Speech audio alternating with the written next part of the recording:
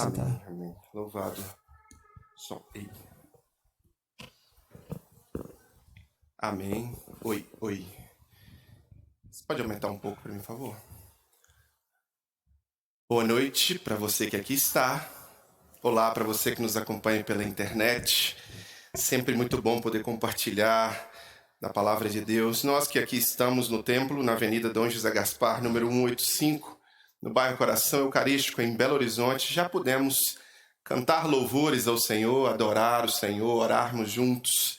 E a partir de agora nós incluímos você que está nos acompanhando pelas redes sociais ou pelo nosso canal no YouTube. Você está incluso agora nesse momento de reflexão. E se você mora na Grande Belo Horizonte, quero te encorajar a vir participar conosco aqui neste endereço que eu mencionei. Será um prazer receber você aqui e que você possa cultuar conosco, adorar o Senhor conosco. Estamos finalizando uma série sobre a alegria, né? E hoje nós concluímos pela manhã essa série no livro de Filipenses, encerramos toda a carta aos Filipenses, encerramos toda a carta a Filipenses e encerraremos agora à noite com uma reflexão também em Filipenses, né? A alegria no tudo posso naquele que me fortalece. Vamos falar esse versículo juntos? Tudo. Filipenses 4,13, né? De novo. Tudo aquele que me fortalece. Tudo posso naquele que me fortalece. Aleluia. Glórias ao nome do nosso Deus, porque quando o apóstolo Paulo escreve isso, está eivado, está recheado, está repleto de sentido. Um sentido que, infelizmente, o povo evangélico acaba distorcendo. E que nós vamos hoje tentar entender de fato o que o apóstolo Paulo está dizendo isso. Porque muitas vezes nós, como evangélicos, migramos de uma mensagem da cruz de Cristo para uma mensagem do eu. As nossas músicas foram migrando aos poucos. Não sei se os irmãos mais antigos que acompanharam os cânticos que nós cantávamos antigamente perceberam. Mas as músicas foram migrando de uma adoração e de uma devoção ao Deus Todo-Poderoso e uma exaltação à crucificação do eu para uma diminuição dessa adoração e a exaltação do eu. Década de 60, 70, 80, 90, anos 2000, 2010, 2020, agora a gente está com um repertório musical todo maioria bem antropocêntrico. E este versículo também, infelizmente, tem sido mudado. Quando alguém fala tudo posso naquele que me fortalece, por vezes está distorcendo. Né? Karina mencionou hoje pela manhã na escola bíblica, quando ela chegou para o Cauã, claro que o Cauã estava brincando, ela chegou para o Cauã e falou que parece que a casa estava bagunçada, que precisava arrumar aquele quarto, que o quarto estava desorganizado. O Cauã levantou e disse, tudo posso naquele que me fortalece. Eu mencionei que eu estava brincando com um padre amigo meu, nós estávamos na associação de surdos, e eu brinquei com ele, né? Eu disse assim, ele pegou um copo de cachaça e mandou para dentro. E aí eu brinquei com ele e falei, que modernidade é essa, padre? Ele levantou um outro copo e disse, tudo posso naquele que me fortalece, e mandou para dentro. Claro que tanto o Cauã quanto o padre estavam brincando, mas a realidade é que esse texto ele tem sido distorcido.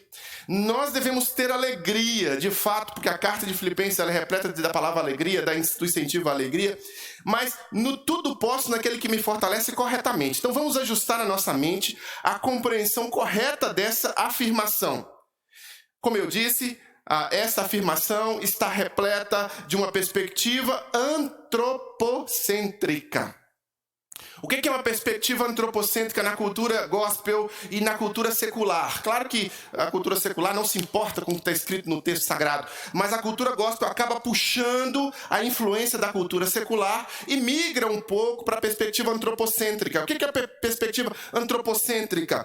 É o foco no eu, tudo posso. E por vezes, aquele que me fortalece fica como um complemento. Sou eu que tudo posso. Sou eu que sou o vencedor.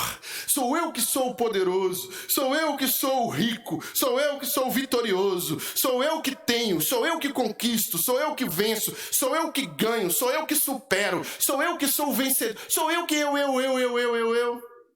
Eu posso tudo. É uma perspectiva antropocêntrica, é uma perspectiva de que o seu eu tem que ser agradado, a sua doença tem que ser curada, o seu problema financeiro tem que ser resolvido, a sua pendência amorosa tem que ser, de certa forma, resolvida. É o eu, é o eu, é o eu. E hoje nós temos religiões que se criaram baseadas no eu. Apresenta-se um produto, né? A cruz. A cruz virou um produto. E aí eu vendo essa cruz para você, e você a compra e traz o seu dinheiro e faz uma relação de troca, porque você quer ganhar uma bênção e Deus é o seu, é aquele que está vendendo alguma coisa para você. É uma troca, uma relação de troca. Essa perspectiva antropocêntrica tem invadido a teologia, tem invadido as doutrinas das igrejas ditas evangélicas, cristãs evangélicas, e o foco se distorceu de Deus. O holofote que era para agradar a Deus começa para agradar o homem, e Deus se transforma apenas num resolvedor de problemas. E no Brasil se prosperou muito o que nós chamamos de teologia da prosperidade, né? Essa teologia, ela não nasce com o Edir Macedo, obviamente, ela não nasce com os americanos que importam essa teologia, que importam para nós, né, que trazem para nós essa teologia. Ela nasce no tridente de Satanás, quando Satanás diz: tudo isso te darei se prostrado me adorares. Relação de troca. E aí isso aí depois é importado para dentro da igreja evangélica e vira uma ideia de que Deus tem que me dar alguma coisa porque eu estou fazendo algo por Ele, e eu começo a determinar e Deus vira um office boy, resolvedor de problemas. Essa não é a perspectiva correta desse versículo. Essa não é a perspectiva correta que Paulo estava querendo dizer: tudo posso naquele que me fortalece. Essa não é a perspectiva de vitória, vitória, vitória. Não. Pelo contrário, se você for olhar para Paulo nessa condição aqui, você vai pensar que ele estava completamente derrotado.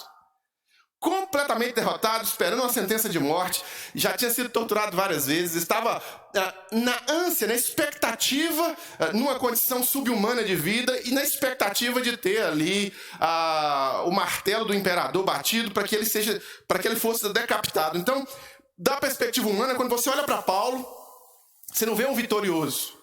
Você não vê alguém que venceu na vida, que está com a parede cheia de diplomas, que está com a conta no banco cheia de dinheiro. Não. Você não está vendo isso. Você está vendo um homem que está pobre, destruído, arrebentado e prestes a ser condenado à morte. Essa é a realidade material de Paulo. Aquele Paulo, Saulo de Tarso, educado aos pés de Gamaliel, membro do Sinédrio, importantíssimo em sua era, poliglota, que era da elite judaica da época, cidadão romano, coisa difícil de ser naquela época também para o judeu. E aí ele, agora, falido, quebrado, derrotado, com os títulos cassados, destruído, profere essa palavra: tudo posso naquele que me fortalece. Então percebem como que a perspectiva não é essa perspectiva ufanista de vitória, de declarar vitória. É uma perspectiva de alguém que tem o seu coração, a sua vida e a sua vitória ou a sua conquista em outros padrões que não os padrões humanos. Então o apóstolo, quando ele diz isso, ele está dizendo para os irmãos de Filipos e para nós que ele pode todas as coisas naquele que me fortalece, mas não de uma perspectiva antropocêntrica. O foco correto dessa afirmação de Paulo, que muitas vezes você vê em carros de evangélicos por aí, escritas em igrejas, em faixas, esse tudo posso naquele que me fortalece, e que nós devemos nos alegrar nesse tudo posso correto, que nós devemos manter a nossa alegria, é uma perspectiva, é um foco, viu, Moisés e Mimi? É um foco no contentamento. Igual você estudou hoje de manhã, né, Moisés? Contentamento. Moisés é assíduo na escola bíblica dominical, não perde uma. Mimi também não, né, Mimi? Você não perde uma, né, escola bíblica dominical. Tá em todas, né? Isso, e faz os seus desenhinhos igual a tia Karina faz, né? Então tá bom. Então o que acontece? O foco correto é no contentamento. Aqui o apóstolo Paulo, ele está focado no contentamento. O foco correto meu e seu como cristãos, e que Paulo está dando para a gente dessa frase, é que nós entendamos o que é contentamento. Contentamento, estar contente, estar satisfeito. Estar satisfeito, estar preenchido, estar alegre, estar grato, apesar das circunstâncias. Apesar das circunstâncias, o contentamento é esta adaptação, né? Nós cantamos aqui. Hoje nós cantamos, né? Se Deus fizer, Ele é Deus, se não, Ele é... Vai? Se a porta... Mas se fechar, continua sendo Deus. Se a doença vier, Ele é Deus. Se curado eu for. Cantamos também. Todas as coisas cooperam para o bem daqueles que te amam. Todas. Ou seja, a perspectiva correta é a que nós cantamos hoje.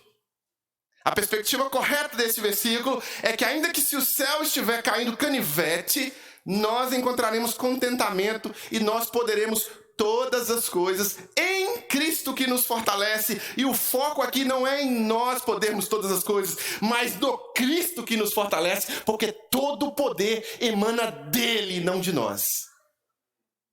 Não de nós.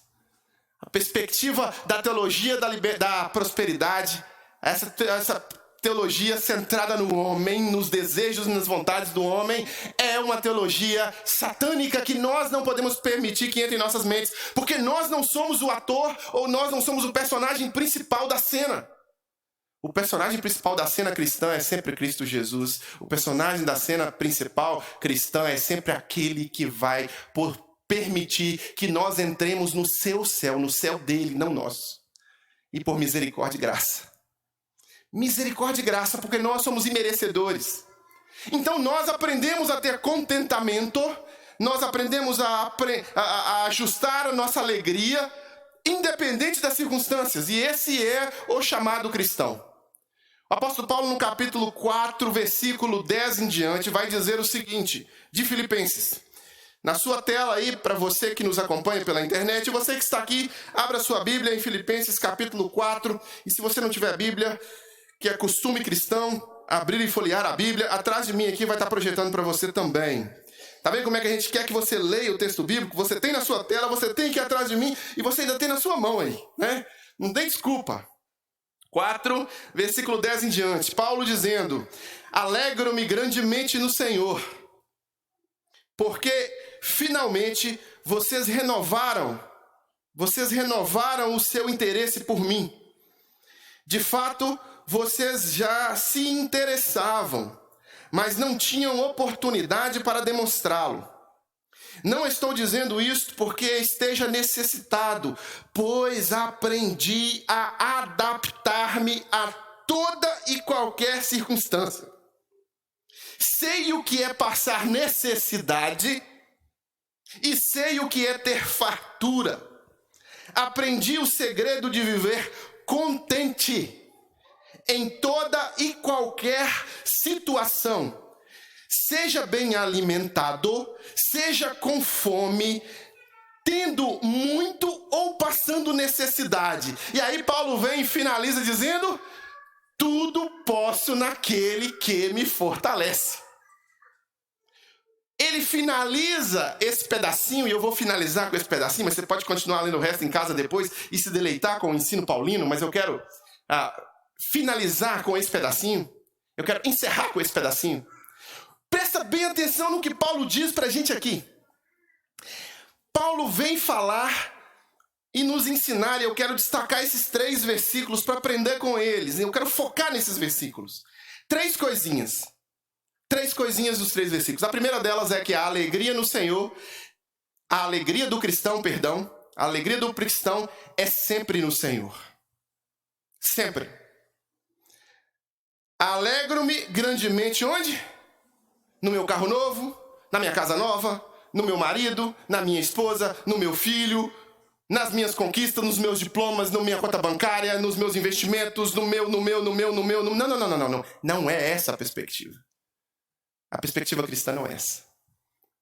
Todas essas coisas passarão da sua vida. Seu marido, seus filhos, todas passarão. Mas Deus jamais passará. E a fonte da alegria cristã, ela não se encontra em coisas que passarão. Ela se encontra no Deus eterno, imutável, no Deus que vai permanecer. E Jesus, enquanto o Verbo encarnado, disse para o cristão: eu estarei convosco todos os dias até a consumação dos séculos. Então, independente do que aconteça fora desse contexto de estar conosco, fora desse contexto de que Jesus está no barco comigo, independente do que aconteça, nós devemos nos alegrar no Senhor. Alegrar nele. Alegrei-me grandemente no Senhor. E aí ele faz menção que estava alegre porque os irmãos haviam lembrado dele, não porque ele precisava, e aí ele demonstra gratidão àqueles irmãos. Mas o princípio aqui é que a alegria do cristão, meus irmãos, é sempre no Senhor. Se você busca a alegria em coisas materiais, você vai se frustrar. Elas preenchem parte do tempo.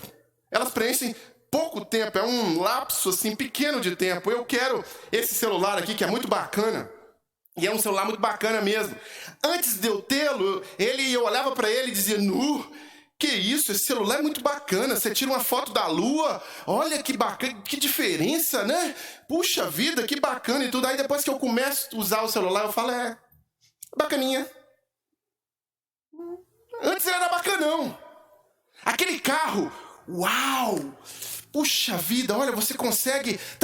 esse carro é supimpa. Aí você entra no carro e dirige o carro.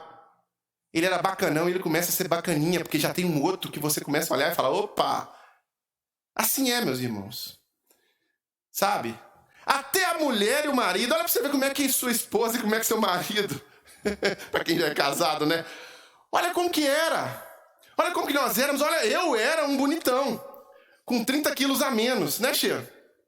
Quando Karina me agarrou lá no congresso, lá na igreja do Barro Preto, né, ela me agarrou. Já contei isso várias vezes aqui, todo mundo sabe. Eu estava interpretando um congresso, eu fazia aquilo que a Raquel está fazendo ali, interpretava em língua de sinais, e eu estava lá traduzindo, porque Deus ama o mundo. Karina me viu, os olhinhos de coração pularam para fora, e na hora que acabou o congresso, o pastor Pascoal Piragini, da PIB de Curitiba, parou de pregar. Eu desci, na hora que eu desci, que eu fui passando no correio, Karina pulou no meu braço, me puxou, falou: vou casar com você. Não foi isso, Bill? Foi mais ou menos isso. Ela falou assim: como é que eu aprendo língua de sinais? Foi a mesma coisa, quase a mesma coisa, né, Rodrigão? É quase a mesma coisa, é quase a mesma coisa. Então, e aí Karina casou comigo e viu aquele menino abençoado, aquele menino, meu Deus, que menino bonito, que menino lindo. E aí, Karina, um dia, casada comigo, durante a noite, depois que a gente era casado, vou contar, Dani. Depois que a gente era casado, levantou gritando de madrugada e dizendo: Charlie, você fez cocô na calça. Você fez cocô na calça. Eu acordei achando que eu tinha feito cocô na calça mesmo e comecei a me limpar e comecei... Meu Deus, era 2 horas da manhã, eu olhei no dia... Falei: foi um peidinho, uma coisinha leve. Já não é aquele garoto cheiroso, aquele namorado, sabe? Né, Moisésão? Já não é, já tá partilhando. Ó, o namorado que tava lá no altar, pregando e tão bonitão. Agora já tem coisas que não é, sabe? Já não tá tão agradável assim. Um belo dia eu bato na porta do banheiro de Karina. Karina tá tomando banho, eu bato na porta. Karina abre a porta pra mim. Oh, meu Deus do céu. Ela abriu a porta assim, olhou. Na hora que ela olhou, eu dei um pulo pra trás. Ai, que é isso? Ela tava com um pano preto amarrado na cabeça. Um negócio assim que eu nunca tinha visto na vida. Karina tinha um cabelão aqui atrás, aqui, né? Não sei, cortou o cabelo, cometeu esse pecado, desobedecendo a palavra. Paulo falou que a mulher tem cabelo no lugar do véu. Não sei por que você foi cortar o cabelo. Mas tá. Ela tinha um cabelão aqui, preto, bonitão e tudo. E aí ela tava com o cabelo todo embaixo de um pano. Logo que a gente era recém-casado. Eu olhei para aquilo e tomei um susto. Me assustei, ela viu. Ela riu. Eu nunca tinha visto. Tá mudando, começa a mudar. Não é tão... Opa, agora a gente enxerga os defeitos, os odores ruins, as chatices, sabe? Não é aquela perfeição toda. Então... Os homens, uns sempre estão usando esses exemplos bobos, claro, mas para mostrar que nós sempre vamos frustrar um ao outro. E que as coisas sempre vão ficar, sabe? Elas sempre vão passar. Até a religião vai passar, irmãos. Até a religião vai passar. Os batistas não existirão mais depois da volta de Cristo. Presbiterianos não existirão mais na volta de Cristo. Católicos não existirão mais. Tudo isso que nós criamos, porque a religião é uma criação nossa, uma resposta nossa para a revelação divina. E a gente tenta ajustar ela à escritura, mas muitas vezes nós erramos. Até a religião vai passar. E sabe o que acontece, meus irmãos? Se nós não aprendemos a nos alegrar no Senhor, nós nos frustramos constantemente. O apóstolo Paulo aqui, nessa situação de vida tão difícil, tão complicada, ele repete, pelo menos por 2 vezes que eu me lembre aqui, essa expressão. No capítulo 3, no versículo 1, ele diz: finalmente, meus irmãos, alegrem-se no Senhor. Alegrem-se no Senhor. Depois ele repete no 4:4. Esse que nós estamos lendo, só que no versículo 4. Alegrem-se sempre no Senhor. Novamente direi, alegrem-se, seja a amabilidade, alegrem-se. E aí o apóstolo Paulo depois repete de novo no versículo 10. E aí ele dá o exemplo: eu me alegro grandemente no Senhor. Então, meus irmãos, nós temos que aprender a fonte certa de alegria, para a gente não ter uma vida de frustração em frustração. Sabe aquela menina que arruma um namorado, depois se frustra com esse, arruma um outro para curar o amor anterior, e esse amor anterior frustra ela de novo, e depois arruma um outro para frustrar o outro, e vai uma vida de frustração. Eu já vi isso acontecendo inúmeras vezes. Sabe aquele que arruma um bem material para curar a sua frustração, e aquele bem material começa a ficar obsoleto, frustra ele arruma um outro, e nunca acaba, porque é uma espiral. É uma espiral. Meus irmãos, a alegria do cristão deve ser no Senhor. Se não for, você está fadado a ficar vivendo de moda em moda, de ciclo em ciclo, de murmuração e de reclamação. O apóstolo Paulo está numa situação tão complicada aqui, que nenhum de nós aqui estaria próximo dessa situação de higiene pessoal, de tudo, de expectativa de morte. E ele demonstra que o cristão deve se alegrar no Senhor, não na circunstância que o cerca. Então eu e você devemos ser desafiados por Deus a nos alegrar no Senhor, para sermos cristãos que de fato vivem o que cantam, porque nós cantamos isso agora. Nós cantamos isso agora. Nós não nos alegramos nas nossas situações corriqueiras do dia a dia, e elas nos dão alegria sensorial, eles dão alegria, emocional. Mas a alegria espiritual, a alegria verdadeira que nos mantém movendo em direção ao alvo, é a alegria no Senhor. A alegria no Senhor. Então o desafio do apóstolo Paulo para os irmãos de Filipos, que é o mesmo desafio do apóstolo Paulo para mim e para você, é nos alegrar nele. É no Senhor, que a vontade dele é boa, perfeita e agradável. E se a vontade dele é boa, perfeita e agradável, ela deve se cumprir. Se ela se cumpre, independente de como ela se cumpre, se seja contrário à nossa, nós devemos nos alegrar. Não é fácil, meus irmãos. Não é fácil mesmo. Criados numa sociedade antropocêntrica, oriundos às vezes de religiões também antropocêntricas, aprender agora, ouvir do apóstolo Paulo agora diretamente, que dogmas religiosos criados dentro de sistemas religiosos evangélicos podem estar completamente errados, porque você não tem que aprender a se alegrar só no seu eu, só na sua vitória, só na sua realização pessoal, só no que você quer, mas também, antes disso, primeiramente você deve se alegrar no Senhor. Mas essa é a realidade cristã. Essa é a realidade cristã. O nosso mestre não fez aquilo que ele queria como homem. Ele diz: Pai, parte de mim esse cálice, todavia seja feita a sua vontade, não a minha. Jesus foi para o martírio, para o sofrimento, e ainda assim ele cumpriu a vontade de Deus. Ipsis literis. Esse é o nosso desafio. Esse é o meu, esse é o seu desafio como cristão. Aprender, nos alegrar no Senhor. E uma segunda coisa que nós podemos aprender ainda nesse versículo 10, na parte B, Alegro-me grandemente no Senhor, porque finalmente vocês renovaram o seu interesse por mim. De fato, vocês já se interessavam, mas não tinham oportunidade para demonstrá-lo. A alegria no Senhor deve ser demonstrada na prática. O apóstolo Paulo diz que ele não havia tido a oportunidade para demonstrar essa alegria no Senhor, e agora, por carta, ele estaria demonstrando. Demonstramos, às vezes, a nossa insatisfação para Deus. As pessoas, às vezes, olham para nós e veem-nos insatisfeitos. Insatisfeito com a nossa condição, insatisfeito com o nosso marido, insatisfeito com a nossa esposa, insatisfeito com o nosso filho, insatisfeito com o nosso pai, insatisfeito com o nosso salário. Isso aí quase todo mundo, pouca gente não está, Insatisfeito com o salário, insatisfeito com o presidente da república, insatisfeito com o bandido que foi solto, que pode ser também candidato a presidente da república agora em 2022, insatisfeito com. A gente está insatisfeito o tempo inteiro. E nós demonstramos a nossa insatisfação no Facebook, no YouTube, e a gente bota a boca no trombone, vai pro Twitter, Instagram, e a gente aprende a reclamar com os nossos parentes, e a gente começa nós demonstramos a nossa insatisfação. A gente aprende também a demonstrar as nossas necessidades. Ah, meu Deus, me abençoa, me dá aquilo que eu tô querendo. Ah, a gente ora pedindo. E a gente é treinado em ser pidão o tempo inteiro. Orar pedindo. E a gente começa a pedir. E a gente demonstra para Deus o que a gente quer. Eu disse hoje pela manhã, eu estava fazendo um funeral, um dos muitos que eu já fiz, infelizmente, né? Tem coisa que eu não gosto de fazer, é funeral, mas é função também, chamado de Deus. Eu estava fazendo um funeral e eu acompanhei esse jovem. Ele foi morrendo aos poucos, né? Ele tinha uma doença e semanalmente eu ia visitá-lo, a gente conversava e a gente orava e tal, aquela coisa toda que um pastor faz no UTI, num quarto de hospital. E aí esse jovem faleceu e aí um parente dele chegou perto de mim depois que acabou tudo e perguntou: e aí, pastor, ele aceitou Jesus?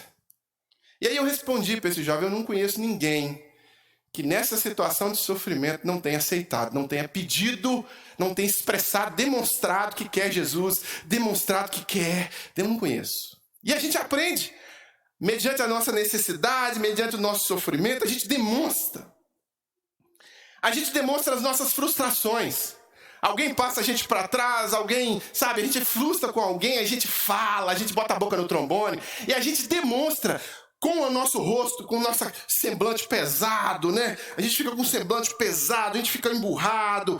A gente também demonstra, às vezes, com nossas murmurações, né? Povo no deserto ali, murmurando, reclamando. Ai, Moisés, você tirou a gente de lá pra gente morrer aqui. Aí a gente começa a murmurar da nossa situação. E olha que eu tô dizendo que, de fato, eu não tô correndo, não. E, de fato, que a gente começa a murmurar porque a nossa condição não está tão boa quanto a gente queria. A gente esquece que a nossa condição estava muito pior antes e a gente começa: não, eu quero melhorar, eu quero, sabe, eu preciso. E aí começa a murmurar, reclamar de tudo. E a gente demonstra, as pessoas veem isso. Mas aqui o apóstolo Paulo puxa aqui a nossa atenção para a demonstração de alegria que ele estava fazendo com aqueles irmãos. Honrando aqueles irmãos e dizendo que ele se alegrava daqueles irmãos. E porque aqueles irmãos estavam preocupados com a condição dele, em cárcere, etc. Meus irmãos, a alegria do cristão ela deve ser demonstrada na prática. Gratidão deve ser demonstrada. Orações e ações práticas. Do mesmo jeito que você ora pedindo, você deve orar agradecendo. E mais ainda agradecendo do que pedindo. Porque você tem muito mais motivos para agradecer do que para pedir. O fato de Jesus ter morrido na cruz por nós. O fato da cruz estar vazia. E o fato dele ter levado sobre si todas as nossas iniquidades. Todas as nossas iniquidades. E dele ter proporcionado a nós um caminho de perdão, de justificação, de graça, de redenção, de remissão. Essa possibilidade que ele abriu nesse caminho. Só isso aí já é motivo para nós cristãos sermos eternamente gratos e termos muito mais ações de gratidão, ações de graças. Né? Os nossos irmãos americanos têm até um dia para isso que eles celebram, né? Thanksgiving. Ações de graça do que ações de murmuração, de pedidos, de chateação, de repetição, A alegria do Senhor, no Senhor, ela deve ser demonstrada na prática. Então aqui está um apontamento para a minha vida e para a sua vida. Passe mais tempo demonstrando na prática gratidão pelo que você já conseguiu alcançar.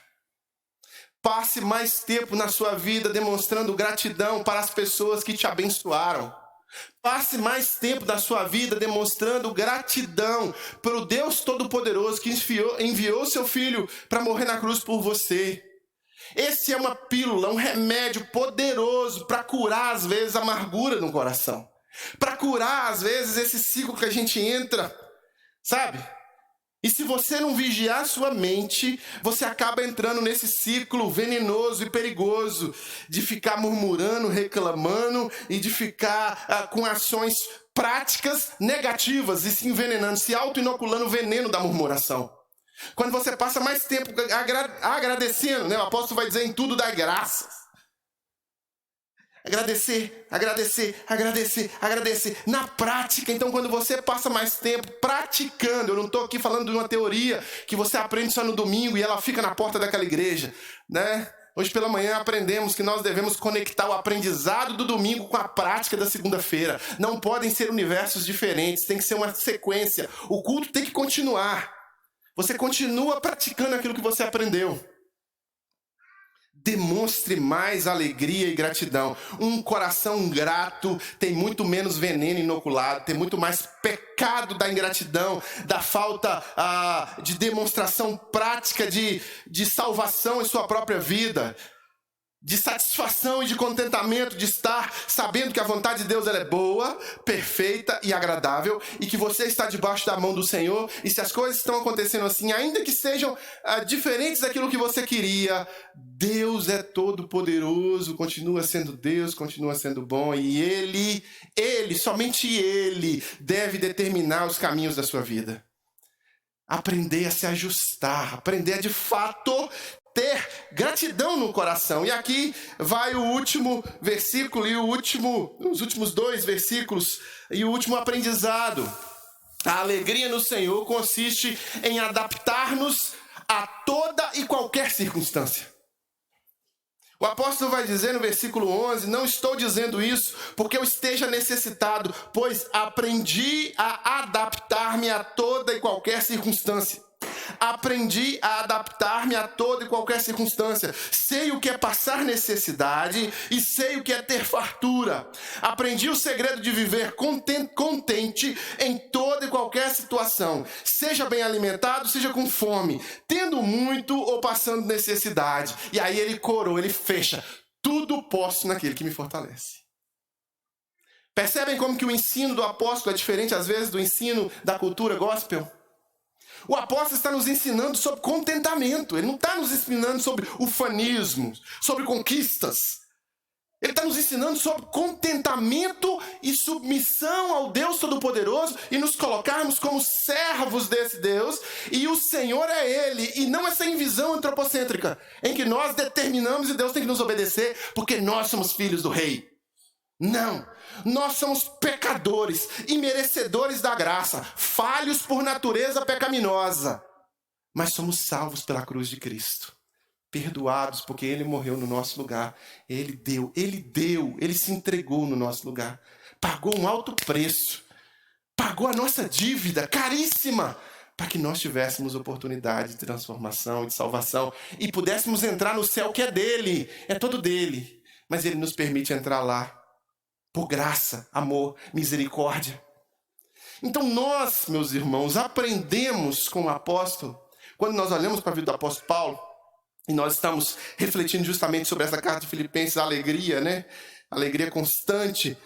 Nós vimos essa alegria no Senhor, na vida dele, adaptando a toda e qualquer circunstância. E ele vai citando a lista de situações. Olha, eu aprendi, eu ganhei muito dinheiro, eu ganhei pouco dinheiro, eu comi, passei fome. Eu fui o cara, agora eu estou sendo escória. Eu fui a elite da elite judaica da época, agora eu estou sendo escória, prisioneiro. Eu fui... Posso todas as coisas naquele que me fortalece. Aprendi a me contentar. Aprendi a me submeter à vontade de Deus. Aprendi a entender que Deus é Deus e que a vontade dele é boa, perfeita e agradável e que todas as coisas cooperam para o meu bem. Quer sejam boas, quer sejam ruins. Meus irmãos, se nós cristãos aprendermos isso, se nós cristãos aprendemos a entender que a alegria no Senhor consiste em nos adaptar a toda e qualquer circunstância, o mundo vai ver muito mais luz nas nossas vidas do que trevas. O mundo vai ver muito mais testemunho de nós do que mau testemunho. Se nós aprendermos a nos adaptar e termos contentamento, as situações fugiram do nosso controle, nós estamos alegres no Senhor, estamos adaptados àquela situação e sabemos que Deus tem um plano maior.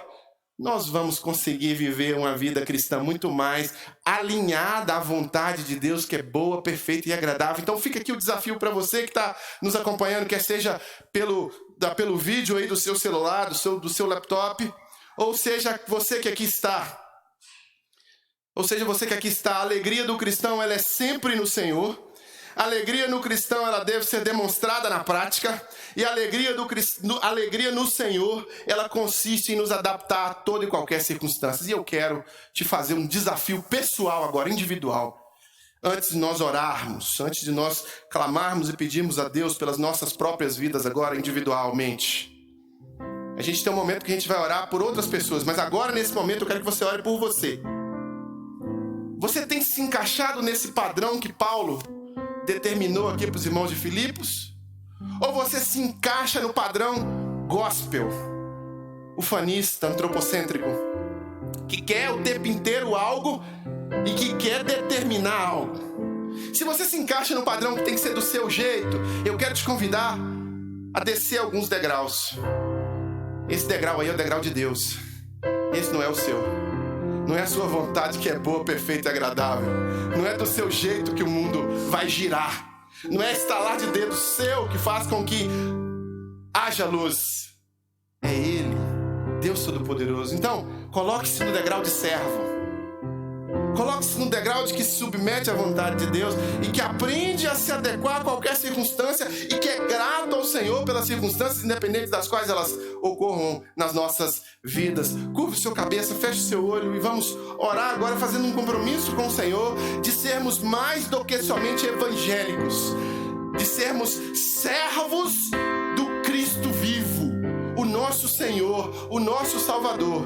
Servos que se submetem à vontade dEle e que se alegram nele, a despeito de qualquer circunstância, a despeito de qualquer onda, a despeito de qualquer moda, a despeito de qualquer postura e estrutura religiosa.